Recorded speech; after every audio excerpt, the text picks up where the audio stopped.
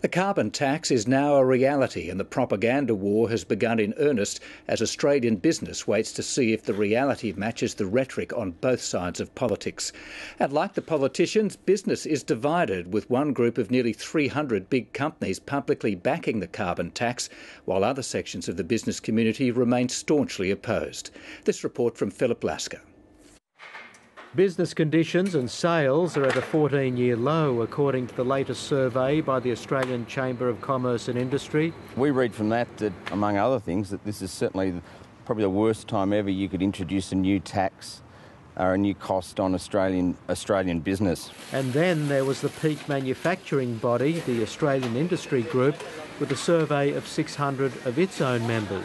40% said that they were looking to put up their prices almost immediately as a result of the carbon tax beginning. The other 60% were saying that they wanted to try and keep the costs on their balance sheet and wouldn't pass them on, largely because of the competitive pressures that they're under. But some experts say the direct impact will really only come from a 15% hike in energy costs. There will be some secondary impacts because of flow-throughs from some of these, claimed 42% of companies that are going to be passing on costs, which I think there's no way that that's going to be correct. Jonathan Judson has been an energy consultant for 28 years.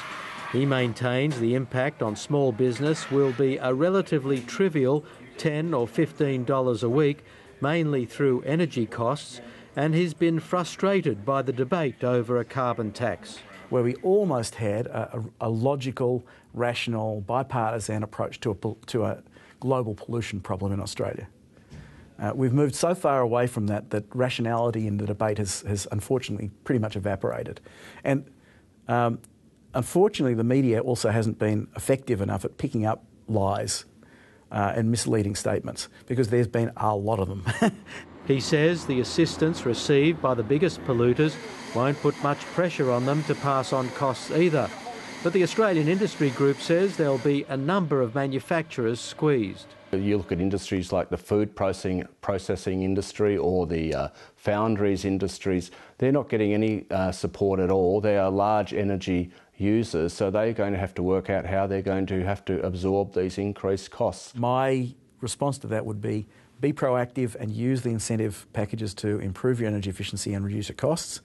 It may in fact turn out to be an opportunity which is a window for you to reduce your cost base. Jonathan Judson's views had support from some major companies in favour of a carbon price, represented by a group called Businesses for a Clean Economy, not a group endorsed by the Chamber of Commerce and Industry. For them, and good on them, there's a marketing aspect associated with the carbon tax. However, we speak for energy users. People actually have to pay higher prices, and that's, you can see that's been fed into their expectations at the moment.